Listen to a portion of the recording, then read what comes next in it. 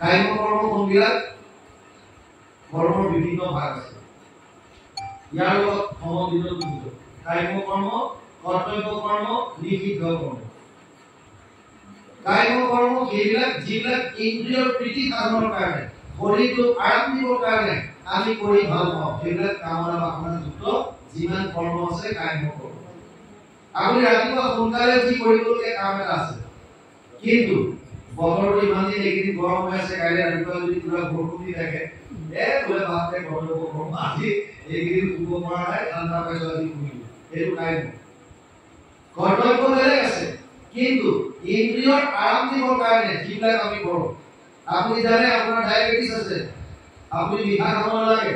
কিন্তু সন্মুখত আলহী ঘৰত দুটাকে একদম ধুনীয়া ধুনীয়া ৰসগোল্লা কৰি আছে যি আছে যি নাই খাইটো লাগিলে মাৰিটো ইনচুলিন এটা বঢ়াই দিব লাগিলে কাম্য কৰ্তব্য কৰ্ম হৈছে শাস্ত্ৰৰ যিবিলাক আপোনাক কৰিবলৈ দিছে যিখিনি আপোনাৰ শাৰীৰিকভাৱে আধ্যাত্মিকভাৱে যিখিনি কৰ্তব্য কৰাটো শাস্ত্ৰৰ কোনো বাধা নাই বা শাস্ত্ৰই আপোনাক আদেশ দিছে সেইখিনি হৈছে কৰ্তব্য কৰ্ম আৰু নিষিদ্ধ হৈছে শাস্ত্ৰই যিবিলাক মানা কৰিছে শাস্ত্ৰই মানা কৰাবিলাক নিষিদ্ধ শাস্ত্ৰই যিবিলাক কৰিবলৈ দিছে সেইবিলাক হৈছে কৰ্তব্য আৰু ইন্দ্ৰিয়ৰ আৰামৰ কাৰণে যিবিলাক কামনা বাসনা যুক্ত কৰ্ম সেইবিলাক কাম্য কাম্য কৰ্ম কিয় কৰোঁ কাম্য কৰ্ম এইকাৰণে কৰোঁ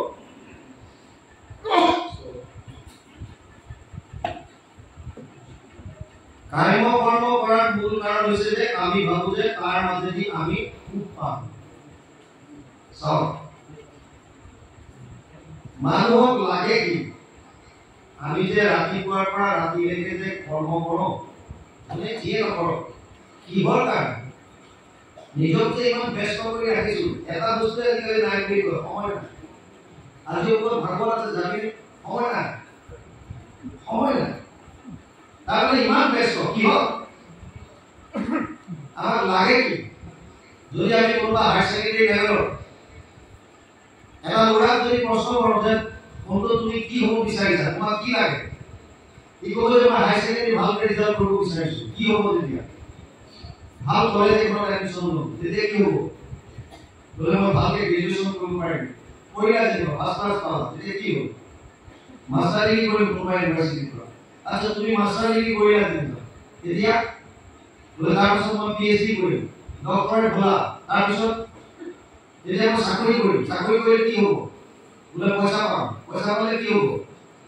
পইচা পালে মই ঘৰ দুৱাৰ বনাম মাটি বাৰী কিনি তেতিয়া কি হ'ব যেতিয়া বিয়া বাৰু কৰাম বিয়া বাৰু কৰিলে কি হ'ব সতি সন্ততি আহিব তেতিয়া কি হ'ব তেতিয়া তেতিয়া কি হ'ব যেতিয়া ধন ধান পইচা পাতি সতি সন্ততি সব যেতিয়া হ'ব তেতিয়া আনন্দত দিন পাৰ কৰিম সুখে শান্তিৰে তাৰমানে আল্টিমেট যিটো লক্ষ্য মানুহৰ সেইটো হৈছে আনন্দ সুখ শান্তি এটা ভিখাৰীও আনন্দ বিচাৰিছে এজন ৰজাও আনন্দ বিচাৰিছে এটা চোৰেও আনন্দ বিচাৰিছে আৰু পুলিচেও আনন্দ বিচাৰিছে সবকে আনন্দ লাগে কিয় আমাক যে আনন্দ লাগে ইয়াৰ টেকনিক্যাল পইণ্টটো কিয় লাগে কাৰণ আমি পৰমানন্দৰ অংশ বস্তুবোৰ সব মূলত যাব বিচাৰে আমাৰ মই বুলি কোৱাৰ লগে লগে ইয়াৰ দুটা বস্তু আছে এটা যিটো কৰি আপোনালোকে দেখিছে এই কৰিটো মায়াৰ দ্বাৰা সৃষ্ট 24 তত্ত্বৰ দ্বাৰা পঞ্চ মহাভূত খেতি জল তেজ বায়ু আকাশ পাঁচ তন্মাত্ৰা ৰূপ ৰস গন্ধ স্পৰ্শ শব্দ পাঁচটা জ্ঞানেন্দ্ৰিয় শ্ৰোত্ৰ নেত্ৰ জিহ্বা ঘ্ৰাণ আৰু চৰ্ম পাঁচটা কৰ্মেন্দ্ৰিয় গুহ্য লিংগ পদ বাণী কৰ আৰু মনৰ চাৰিটা অৱস্থা মন বুদ্ধি চিত্ত আৰু অহংকাৰ চিত্তৰ ঠাই বহুতে প্ৰকৃতি বুলি কয় মায়া গতিকে এই 24 তত্ত্বৰ দ্বাৰা আমাৰ জড় শৰীৰটো গঠিত যিটো আত্মা ওলাই গ'লে পৰি যায় আৰু ইয়াত সোমাইছে বেলেগ তত্ত্ব সেইটো হৈছে আত্মা তিনিটা তত্ত্ব ভগৱান মায়া জীৱ মায়াৰ তিনিটা গুণৰ দ্বাৰা 24 তত্ত্ব সৃষ্টি হৈ পেলাই শৰীৰটো গঠিত হৈছে মন বুদ্ধি মায়াৰ বস্তু গতিকে মনটোৱে সদায়